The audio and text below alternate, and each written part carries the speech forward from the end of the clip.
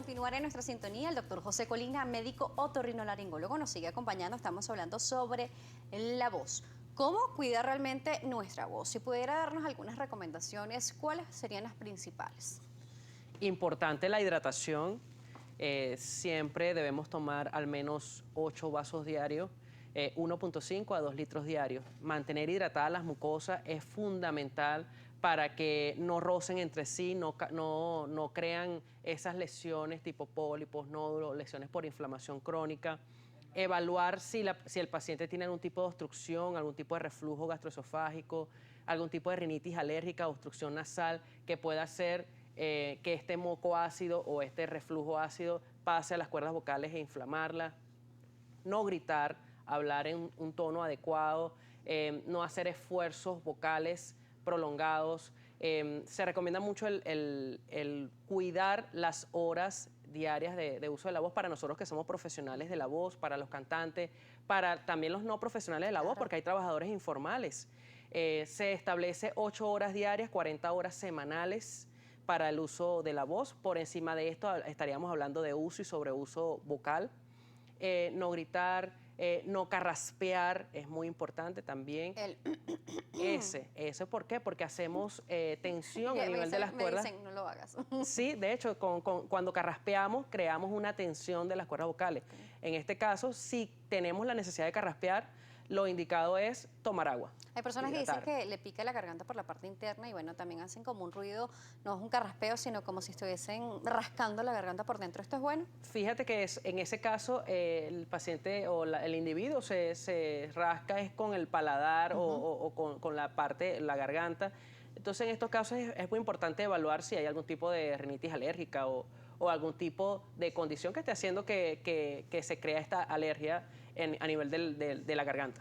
Sí, hay que ver cómo gestionamos también nuestra voz. Dicen que nuestra voz se puede educar para tener diferentes matices y no forzarla. Por eso existen ejercicios también que nos ayudan. ¿Qué tipo de ejercicio nos ayuda a fortalecer nuestra voz? Sobre todo para los cantantes que viven de su voz, ellos necesitan hacer terapia vocal.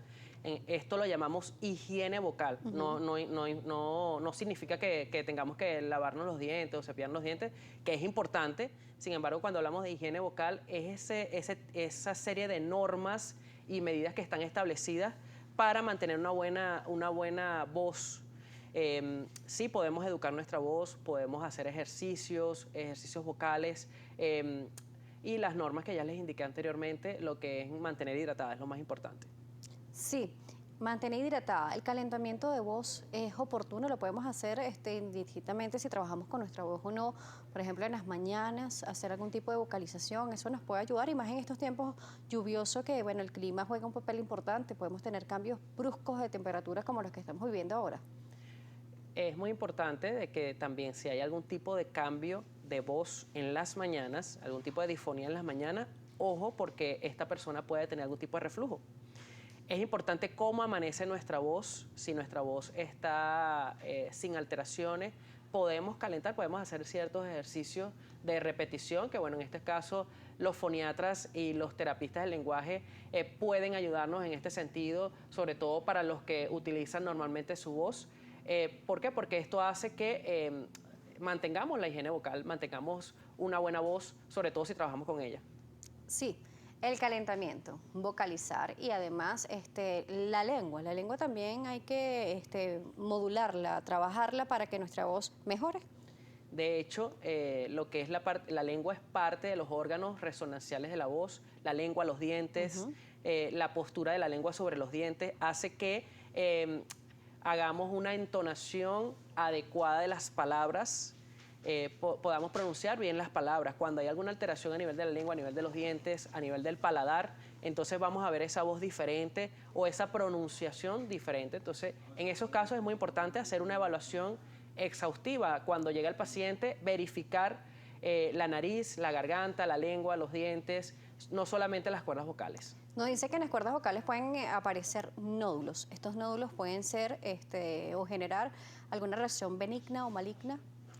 Nódulos, pólipos, hay otras condiciones como edema de Reinke, que es una enfermedad también que se produce Está asociado mucho a mala higiene vocal, está asociada mucho a tabaco o cigarrillo, alcohol, esos pacientes que gritan mucho.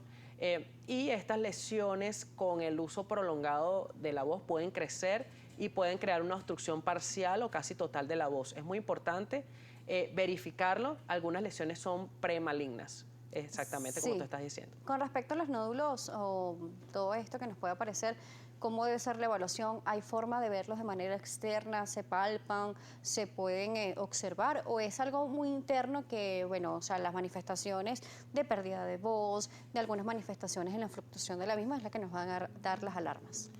Cuando llega el paciente, podemos estudiar las condiciones en que se produjo la disfonía o la pérdida o la alteración de la voz. También las características de la voz, el tono, el rango, el tipo, la intensidad, todo eso nos hace sospechar si lo que tiene realmente el paciente es un pólipo, un nódulo, un edema o una lesión maligna. Y esto se corrobora con los exámenes complementarios en la consulta, que podemos hacer una nasofibrolaringoscopia o una telelaringoscopia, que es el estudio a través de una cámara de las cuerdas vocales. En estos casos nosotros podemos diferenciar una lesión maligna o benigna, sin embargo, el diagnóstico final te lo va a dar la biopsia o la anatomía patológica. Las biopsias son un estudio totalmente controlado, todavía las personas le tienen miedo, temor o pánico prácticamente a las biopsias, pero son necesarias, hay que saber el origen de este tejido, ¿no? Sí, toda lesión a nivel de las cuerdas vocales, dependiendo del tamaño, los nódulos, los pólipos, si después de terapia o de rehabilitación no disminuyen su tamaño, más bien afectan calidad de vida, el paciente trabaja con su voz, sobre todo si es docente o en estos casos, es necesario llevarse a tratamiento quirúrgico y todo lo que se opera en ese sentido, si es un tumor, hay que llevarlo a biopsia. Doctor, durante estos días se van a hacer algunas actividades específicas. De hecho, las actividades comenzaron ya hace 2 semanas, todavía se siguen haciendo porque estamos en el mes de la voz. El lema de este año es Eleva tu voz, lo cual estábamos conversando en el bloque anterior, que era de forma metafórica de hacer valer tu voz y darle la importancia que se merece. Entonces, hemos hecho una serie de actividades con respecto a preservar la voz y las higienes para el uso y no sobreuso vocal. Doctor, ¿cómo lo pueden contactar? ¿Cómo lo ubican? Me pueden ubicar en Instagram a través de la cuenta de Instagram DR, que es doctor abreviado, dr.josecolina, y a través del número de teléfono WhatsApp 0424-125-263. Doctor, gracias por acompañarnos el día de hoy. Gracias a ti por la invitación. José Colina, médico otorrinolaringólogo, nos estuvo acompañando en el estudio. Gracias a ustedes por la sintonía, a cuidar la voz, a elevarla, pero de manera metafórica, o sea, utilizarla de manera consciente. Gracias a ustedes por acompañarnos. Recuerden las redes, @salud_gb. Allí está el link de YouTube. Ingrese, suscríbase y puede ver las entrevistas que hacemos nuevamente para ustedes. Mi cuenta, @DanielaJSala. Será hasta una próxima oportunidad.